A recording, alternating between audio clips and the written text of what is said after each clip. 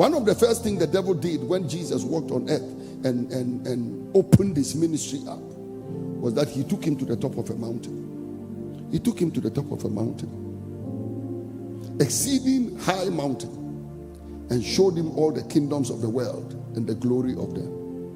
And he said unto him, all these things will I give unto you if you fall down and worship me. And in one of the Gospels he added, for they were delivered unto me. And the essence of the kingdom is to take all these things back from the devil and restore them to God. Am I talking to somebody at all? We take them back from the devil. How many lands hasn't the devil taken? I remember in our village, by the grace of God, where I come from, my village, we are building something called the Giviat Ha Elohim, a community center for our village. Yeah, I just sat in that village, and I grew up in that village, partially. And I look at the whole village, and there is no walled property in the village. I said, why? No community center. If they have to do anything, they must meet under trees.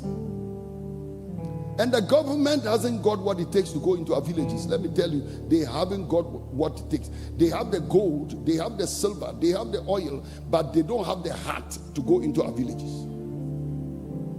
You don't go to villages with dollars and pounds. You go to a village with your heart, and these people, their hearts are not there.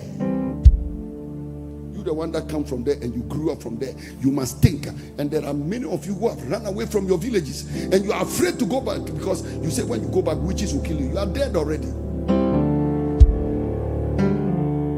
are dead already.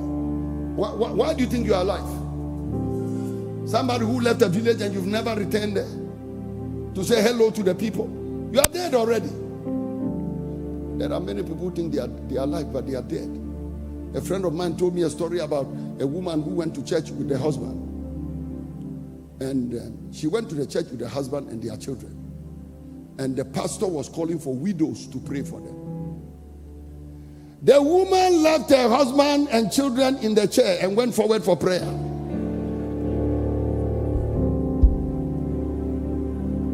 When she went back, the husband said in the Ghana language, you didn't hear the prayer. They said widows. She looked at the husband and said, I understood. But me, a widow, different go back, difference go back. Bo, oh, hand chop money, oh, pay school fees, oh, pay rent, oh, pay electricity. Me, a widow, difference go back. Difference go back. That is why I went for prayer. Me and a widow. Turn to your husband and your husband and ask that question, you see how you go home today. But you know, the truth is, this woman was just being realistic. I just pray that after that the husband didn't die or something. Because death and life are in the power of the tongue. I wouldn't advise a woman to do that. But I can tell you people. So you go to your village and people are afraid, scared to die. So that community center we're building in the village. The people are like, the demons will attack me or something. We're looking for more land to build something in the village. An old man told my people, he said, somebody tried to build here, he died. Then his children tried to also build, they died. So tell your pastor, if he wants the land, he can come for it. I told them, go and tell him I want it. When they now went back, he said, oh, but it's true, your pastor, he can build here. Nothing will happen to him, because when we look at what he has built here already, we know nothing will happen to him. The earth is the Lord's and the fullness thereof, the world, the day that dwell therein. He's founded it upon the seas and established it upon the floods. Who shall ascend into the hill of the Lord, and who shall stand in his holy place? He that has clean hands and a pure heart, who has not lifted up his soul unto vanity, nor sworn deceitfully. Food, wealth. I pray, may God put wealth in your hands. May God put wealth in your hand. You alone can change a nation. You alone can change your town. You alone can change the church. You alone can change the community. I pray pray, you alone will employ 100 people in this church. You will employ 1,000 people in your community. Come on, clap your hands and scream it.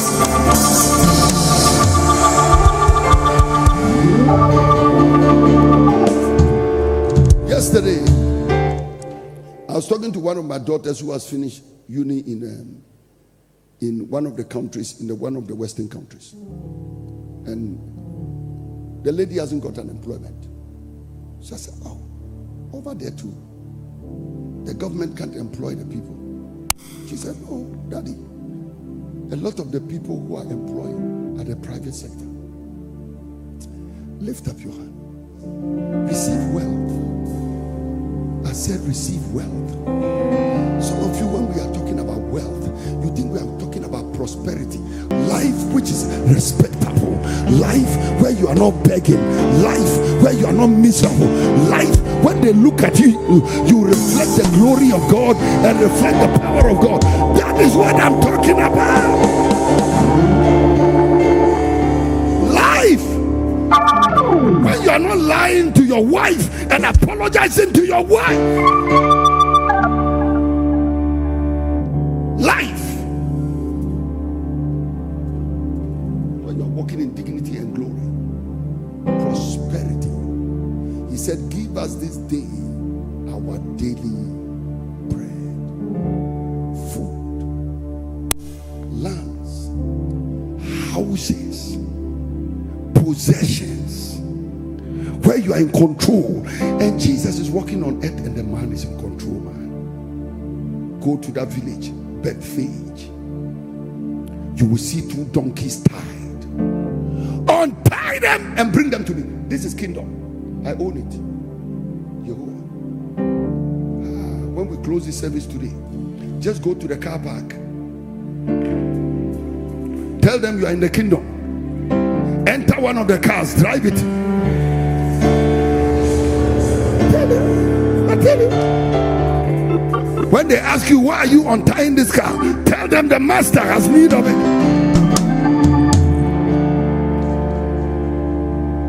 Kingdom. The earth belongs to your papa, your father. Somebody said, brothers, you clarify. I will not. I will not. You sat on the fence for too long. Every good thing belongs to somebody else, but not you. Why? Why? Listen, the beautiful things in life belong to you too. Yesterday, a young man told me something. I laughed. I went into the room. I told my wife, come and hear what this man is saying. He told me, he said, look, he has married a beautiful wife because he doesn't want to marry a woman who is not beautiful. I said, why? He said, Daddy, look at my face. They said, my face is not nice. If I marry a woman who is like me, how will our children look like? So I married a beautiful woman to balance my own. So that at least the children, if they are not even nice, they'll be in the middle. I said, my friend, this is a false doctrine. Because there's no woman who is not nice. But I'm just speaking to somebody right now that give us this day our daily bread means that you have the right to ask God to give you something. Because you are a child of God. Receive it in the name of the Lord Jesus. Give us this day our daily bread. So he said, our Father which art in heaven, hallowed be thy name, thy kingdom come. So Jesus is walking about. He said, untie those donkeys and bring them to me. He needs a house for the Lord's Supper. He said, when you go, you see some people, they'll fetch some water and they are going into a certain house. Follow them. Any house they enter. And tell the owner of the house, the master has need of this house. And I know people, some of you are saying, but that was Jesus. But that was Jesus. The Bible said, as he is, so are we in heaven. So are we on earth. You know what the Bible said? All things are yours. If you can start believing,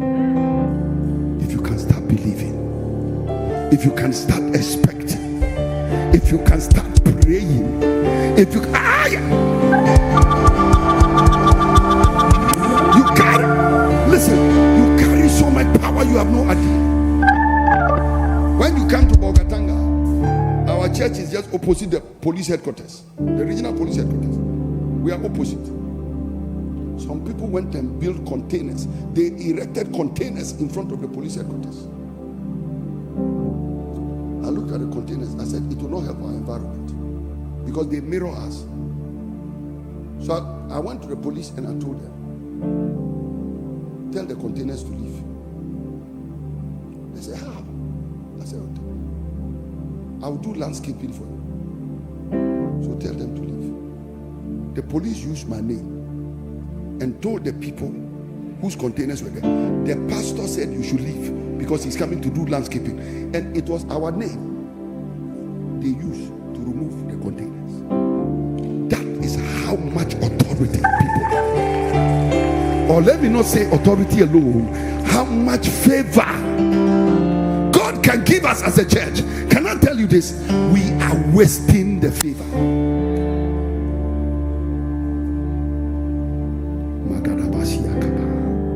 Let's stop the wars. Let us stop the compromises. Let us take the poverty out of the land, because whatsoever he doeth shall prosper.